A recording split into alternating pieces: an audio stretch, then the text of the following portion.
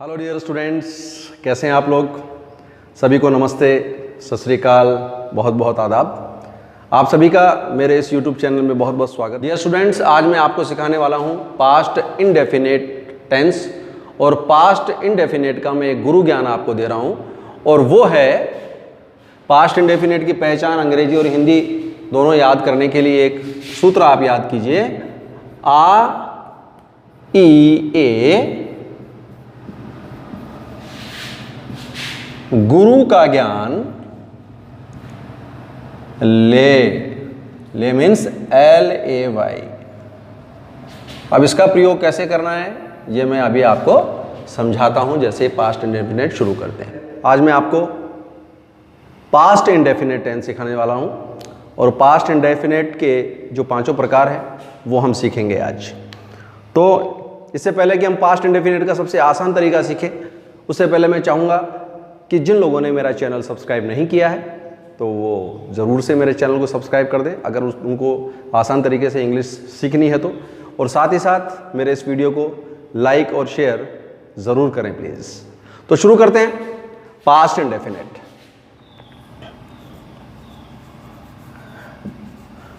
तो जैसा कि मैंने आपको जब टेंस की शुरुआत करवाई थी तब मैंने आपको बताया था किसी भी टेंस की पहचान कैसे करते हैं। देखो, पास्ट की मैंने पहचान आपको बताई थी कि पास्ट की पहचान होती है था, थी, थे, और इंडेफिनिट की ता, ती, ते। शायद ध्यान होगा आपको।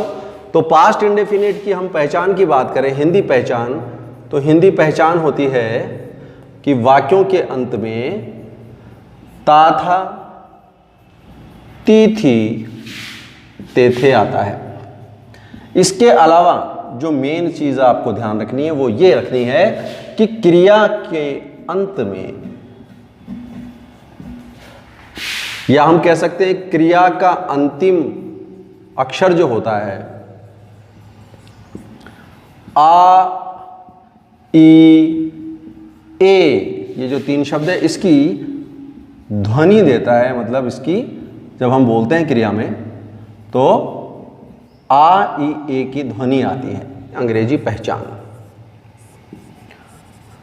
पास्ट इंडेफिनिट की अंग्रेजी पहचान भी आपको ध्यान रखनी है। वो तीन शब्द याद रखिए आप, लास्ट, अगो और यस्टरडे।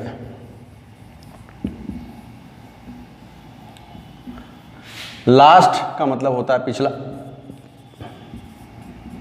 अगो यानी पहले, और यस्टरडे का मतलब तो आपको पता ही है, यस्टरडे का मतलब होता है कल, बीता हुआ कल। तो इस तरह से हमने देखा ये पास्ट इंडेफिनिट की पहचान। वाक्य के अंत में ता, था, ती, थी, ते, थे आता है, या फिर जो क्रिया होती है उसमें अंतिम जो अक्षर होता है वो आ, ई, ए की ध्वनि निकालता है। ठीक है, अब देखो इसके कुछ उदाहरण हम सीखते हैं। तो देखिए, सबसे पहले हम अफर्मेटिव सेंटेंस सीख रहे हैं। अफर्मेटिव साधारण वाक्य हम सीखेंगे।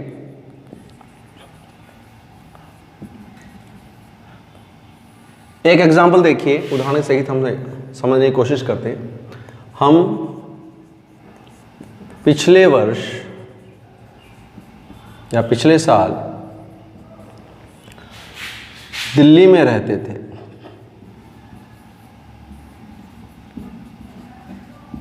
तो देखिए आप, इसके अंत में ते थे आ रहा है। ता, था, ती, थी, ते थे जो होता है पास्ट इंडेफिनिट की पहचान है। ट्रांसलेट करने के लिए तीन चीज़ें आपको मैंने बताई थी, सब्जेक्ट, वर्ब रहना, और ऑब्जेक्ट। कहाँ रहते, ऑब्जेक्ट इसमें है नहीं, क्या रहते थे, कहाँ रहते थे। इसको हम दिल्ली में, ये ऑब्जेक्ट है लेकिन हम इसको ऑब्जेक्ट की जगह रख सकते हैं। तो बनाइए, सब्जेक्ट क्या है, हम, वी। अब देखिए वर्ब क्या है, वर्ब है रहना।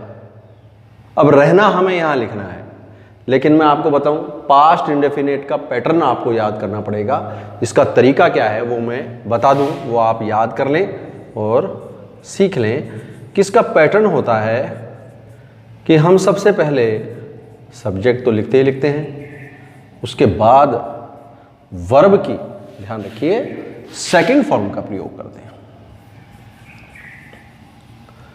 वर्ब की सेकंड फॉर्म पूरे टेंस में सिर्फ पास्ट इंडेफिनिट का जो अफर्मेटिव सिंपल सेंटेंस होता है वहीं पर वर्ब की सेकंड फॉर्म का प्रयोग होता है। तो आप एक कॉपी लें, उसके पीछे वाले पेज में या कहीं पर भी जितनी भी वर्ब है जो भी आपसे याद हो सकती है वो आप लिखें और उसकी सेकंड फॉर्म याद करें। तो वर्ब की सेकंड फॉर्म, फिर हम ऑब्जेक्ट लिखते हैं और फिर जो बचता है वो हम लास्ट में लगा देते हैं अदर। तो ये एक एग्जाम्पल मैंने आपको बताया। हम पिछले वर्ष दिल्ली में रहते थे, तो हमने सबसे पहले सब्जेक्ट लिख दिया वी, उसके बाद हमें वर्ब लगानी है। वर्ब क्या है? रहना, लिव। लिव यानी रहना होता है, उसकी हम सेकंड फॉर्म लगाएंगे, तो लिव की सेकंड फॉर्म लिव्ड होती है। एक टॉपिक वर्ब के हम फॉर्म सीखेंगे, किसके साथ वर्ब की सेकंड फॉर्म या थर्ड फॉर्म में कहाँ ईडी लगता है, कहाँ कौन सी वर्ब सेम ही रहती है, तो ये सब चीज़ें हम एक टॉपिक में सीखेंगे वर्ब का जो पैटर्न होता है उसमें।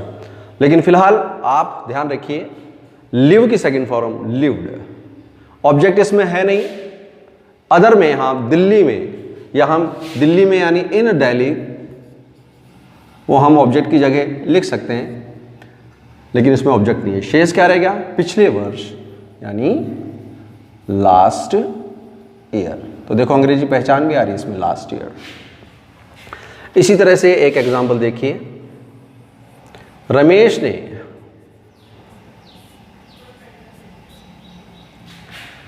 कल एक कार खरीदी। अब देखो वर्ब होता है खरीदना, और इसमें आप देखिए खरीदी हो गया, यानी ई की ध्वनि आ रही है ना, खरीदी। ये पास्ट इंडेफिनिट का टेंस है और भूतकाल की बात चल रही है ना। कल का मतलब बीता हुआ कल। तो रमेश ने कल एक कार खरीदी, इसको हम ट्रांसलेट करेंगे, तीन चीजें ढूंढेंगे, सब्जेक्ट रमेश, वर्ब खरीदना, ऑब्जेक्ट एक कार, लास्ट में जो रह गया कल। बनाइए इंग्लिश। रमेश सब्जेक्ट हो गया हमारा, तो हमने लिखा रमेश, वर्ब की सेकंड फॉर्म लगाई। खरीदने को क्या कहते हैं? खरीदने को कहते हैं BUY, बाय, और उसकी सेकंड फॉर्म होती है बॉट, BOUGST। थर्ड फॉर्म भी बॉट होती है। परचेज यानी भी खरीदना होता है, परचेज, परचेज्ड, परचेज्ड, वो आप वर्ब में आपको याद करनी पड़ेगी। तो रमेश सब्जेक्ट हो गया, वर्ब खरीदने को बाय कहते हैं, BUY, बाय की सेकंड फॉर्म होती है बॉट, BOUGST। ऑब्जेक्ट क्या है? खरीदी से सवाल पूछा, क्या खरीदी? एक कार, एक कार। और फिर शेष क्या रहेगा? कल। ध्यान रखिए, कल बीता हुआ जो कल होता है उसको इंग्लिश में कहते हैं यस्टरडे, और आने वाला जो कल होता है भविष्य का, उसको कहते हैं टुमारो। तो रमेश बॉट ए कार यस्टरडे। एक वाक्य और देखिए, राधा ने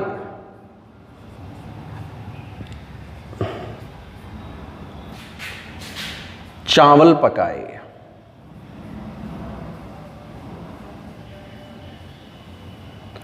इसमें अगर आप देखिए वर्ब होता है पकाना, पकाए, ए की ध्वनि आ रही है, तो ऐसे ही आ ई ए की ध्वनि क्रिया के अंत में आती है, तो पास्ट इंडेफिनिट टेंस होता है वो। बनाइए सब्जेक्ट वर्ब ऑब्जेक्ट। आपको पता ही है सब्जेक्ट क्या है? राधा, वर्ब पकाना, पकाने को कुक कहते हैं, ये सब्जेक्ट है, ये वर्ब है। ऑब्जेक्ट क्या है? क्या पकाए? चावल। तो सब्जेक्ट राधा और वर्ब क्या है? पकाना, कुक, कुक की सेकंड फॉर्म कुक्ड। ऑब्जेक्ट क्या है? क्या पकाए? चावल यानी राइस। तो इस तरह से आप पास्ट इंडेफिनिट की सिंपल सेंटेंस की जितनी चाहें आप प्रैक्टिस कर लीजिए, लेकिन एक चीज का ध्यान रखना है कि आपको वर्ब की सेकंड फॉर्म याद होनी चाहिए। ठीक है, आगे चलते हैं। यह है सिंपल सेंटेंस। अगले प्रकार का सेंटेंस हम सीखते हैं, वो है नेगेटिव।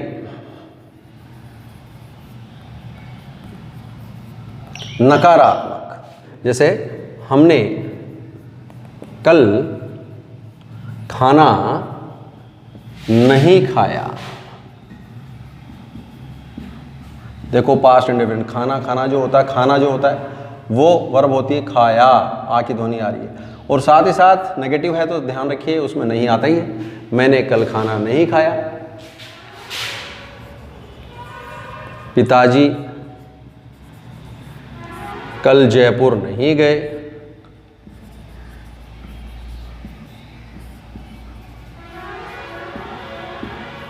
जाना क्रिया होता है, गए ए की ध्वनि आ रही है तो ये इसमें ए की ध्वनि आ रही है, इसमें आ की ध्वनि आ रही है, और नहीं के लिए आप देख रहे हैं ये नेगेटिव।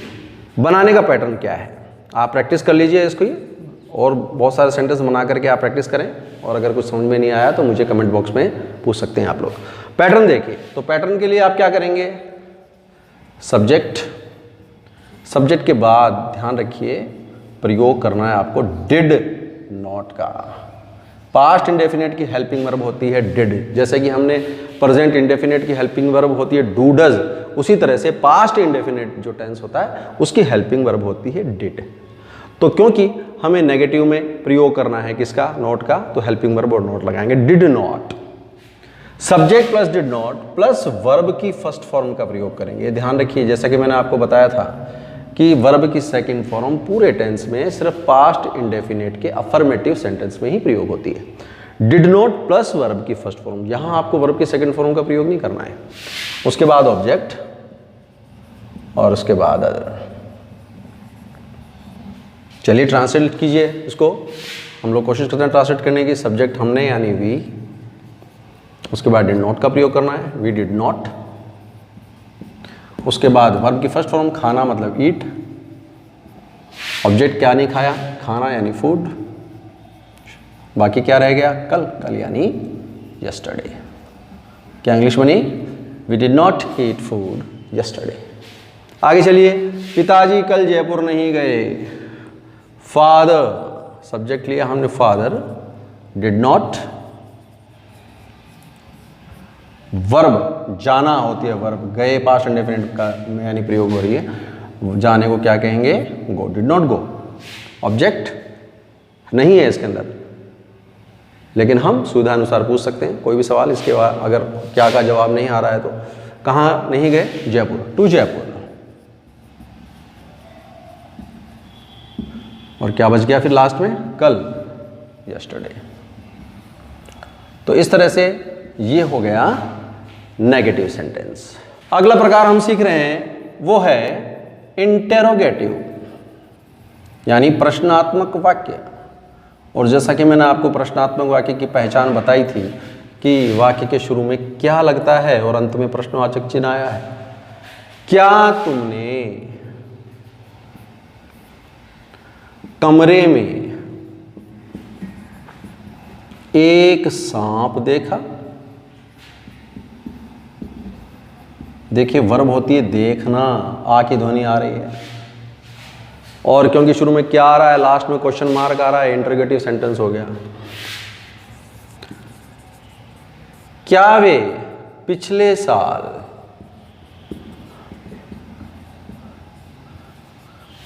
आदर्श स्कूल में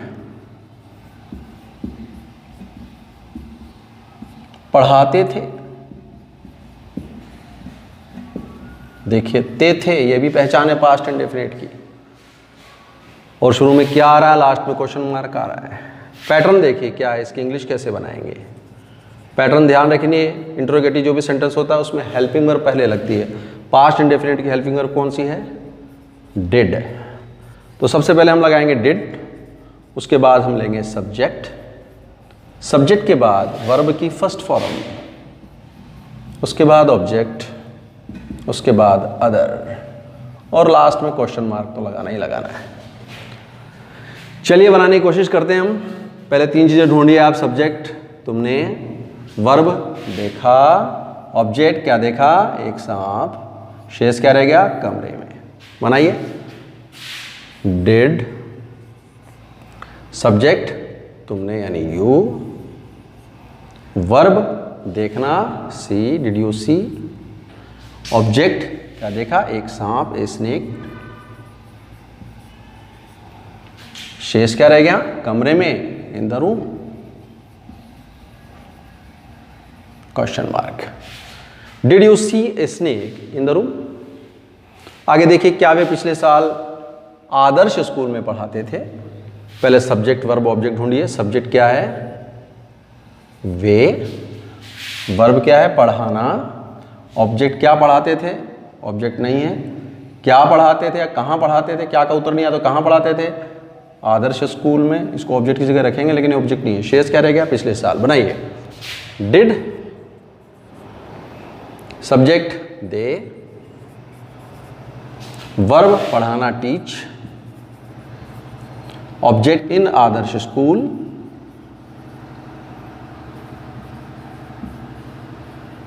शेष क्या रहेगा? पिछले साल यानी लास्ट ईयर। ये देखिए, did they teach in Adarsh school last year, ये हो गया हमारा इंटेरोगेटिव। अगला प्रकार इंटेरोनेगेटिव। इंटेरोनेगेटिव यानी प्रश्नात्मक नकारात्मक, यानी यही जो प्रश्नात्मक है अगर इसमें नहीं और जुड़ जाए तो ये हो जाता है प्रश्नात्मक नकारात्मक। इसका एक एग्जाम्पल ही बता दूं, वो आपके समझ में आ जाएगा। क्या गोपाल ने बाजार से सब्जियां नहीं खरीदी?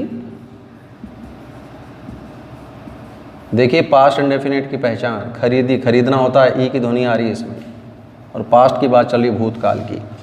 और देखिए प्रश्नात्मक वाक्य है लेकिन इसमें बीच में आप देखेंगे नहीं और आ रहा है। क्या गोपाल ने बाजार से सब्जियां नहीं खरीदी, इंटरोनेगेटिव हो गया। इसके लिए आपको क्या करना है, इसी नियम में नोट लगाना है, और वो नोट आप कहाँ लगा सकते हैं? सब्जेक्ट के बाद, चाहो तो शुरू में भी लगा सकते हो।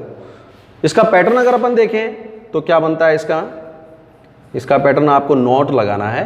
वो नोट कहाँ लगाएंगे आप? डिड, सब्जेक्ट, उसके बाद नॉट, उसके बाद वर्ब की फर्स्ट फॉर्म, ऑब्जेक्ट और अदर। इस पैटर्न पे चलें तो क्या इंग्लिश बनेगी इसकी? डिड गोपाल नॉट, वर्ब क्या है? खरीदना, बाय, BUY बाय खरीदना होता है, और ऑब्जेक्ट क्या नहीं खरीदी? सब्जियां यानी वेजिटेबल्स, और शेष क्या रह गया? बाजार से, फ्रॉम द मार्केट। अगर हम चाहें तो इसको दूसरे नियम से भी कर सकते हैं। वो नियम क्या है बताया था मैंने आपको जब हमने प्रेजेंट इंडेफिनिट सीखा।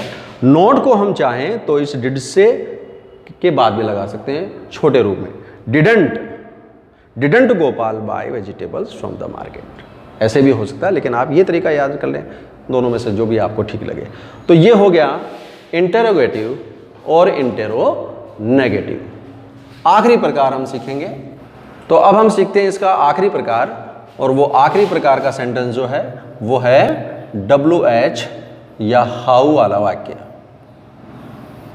मैंने आपको पिछले वीडियोस में सिखाया था और बताया था कि WH के वर्ड्स कौन कौन से होते हैं। एक एग्जांपल देखिए, पास्ट इंडेफिनिट के WH के कुछ सेंटेंस हम सीखते हैं कि तुम कहाँ खेलते थे?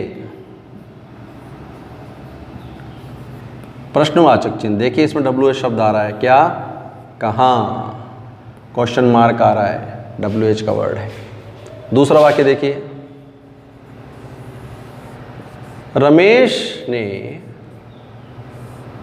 कल क्या खाया? क्वेश्चन मार्क, देखो इसमें WH का शब्द आ रहा है, क्या। इंटरोगेटिव में भी क्या आता है लेकिन वो सेंटेंस के शुरू में आता है, ये WH का आएगा, वो बीच में आएगा। देखिए इसी तरह से एक सेंटेंस देखिए, उसने सांप को कैसे मारा?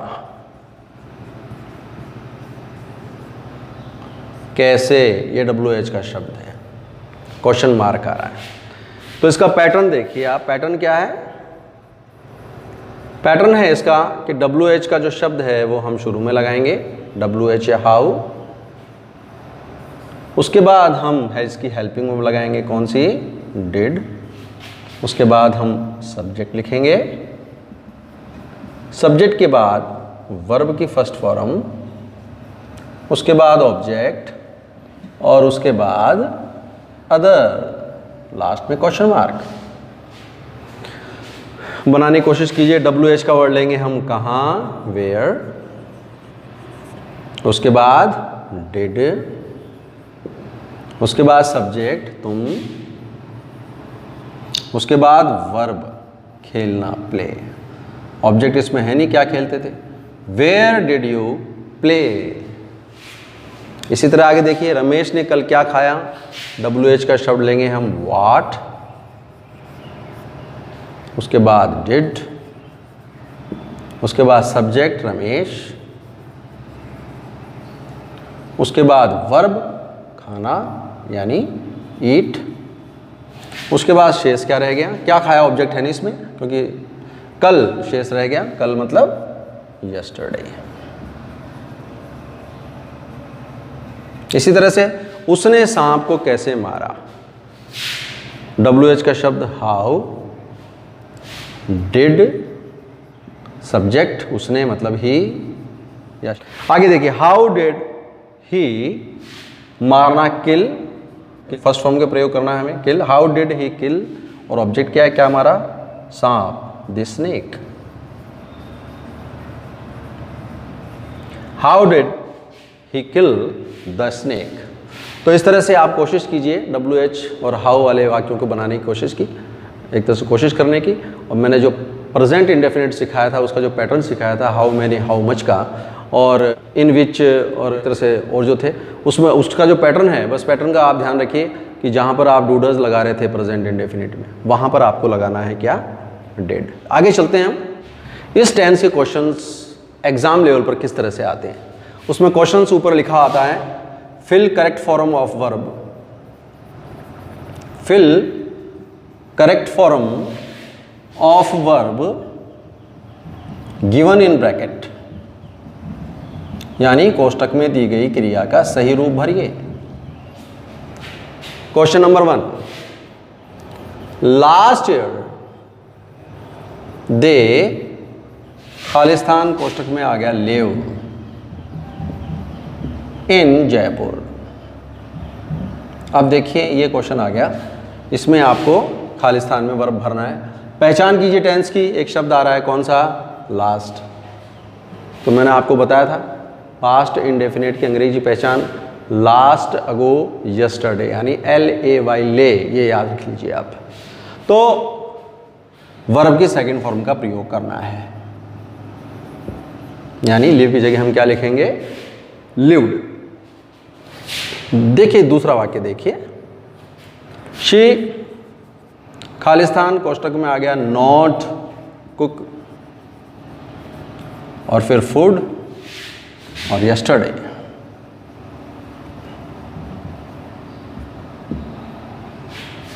She Khalistan not cook food yesterday. Yesterday को देखते ही आप अंदाज लग गया कि ये पास्ट इंडेफिनिट का वाक्य है, और क्योंकि नॉट का प्रयोग हो रहा है तो नेगेटिव सेंटेंस है, यानी पास्ट इंडेफिनिट का नेगेटिव सेंटेंस। नेगेटिव सेंटेंस बनाने के लिए आपको पता है नियम क्या, सब्जेक्ट तो होता ही है, और प्रयोग करते हैं हम किसका, डिड नॉट का, और वर्ब की फर्स्ट फॉर्म का, यानी कुक जो है वो कुक का कुक ही रहेगा। तो ऐसे आप देखिए क्वेश्चंस इस तरह से आते हैं। एक एग्जाम्पल और देखिए,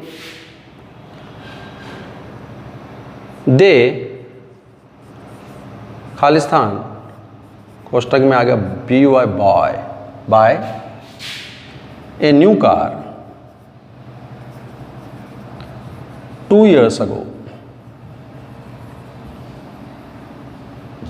ये सिंपल सेंटेंस ही है, वो किसी भी रूप में आ सकता है, सिंपल सेंटेंस भी आ सकता है, नेगेटिव भी, इंटरोगेटिव भी, WH भी। आपको सिर्फ टेंस की पहचान करनी है और उसका पैटर्न याद होना चाहिए। इसमें आप देखिए अगो शब्द आ रहा है, पास्ट इंडेफिनिट टेंस है, तो हम क्या करेंगे, वर्ब की सेकंड फॉर्म का प्रयोग करेंगे, दे, बॉट। तो इस तरह से आप आसानी से पास्ट इंडेफिनिट का जो एक प्रैक्टिस है करेक्ट फॉर्म की, वो आप कर सकते हैं आसानी से। मुझे उम्मीद है कि आपको ये टेंस अच्छी तरह से समझ में आया होगा, और अगर आपको ये वीडियो अच्छा लगता है तो आप इसको लाइक और शेयर कीजिए, और आपको लगता है कि ये और जो इस स्टूडेंट्स हैं उनके काम आने वाला है तो इस वीडियो को शेयर ज़रूर करना प्लीज़। Thank you.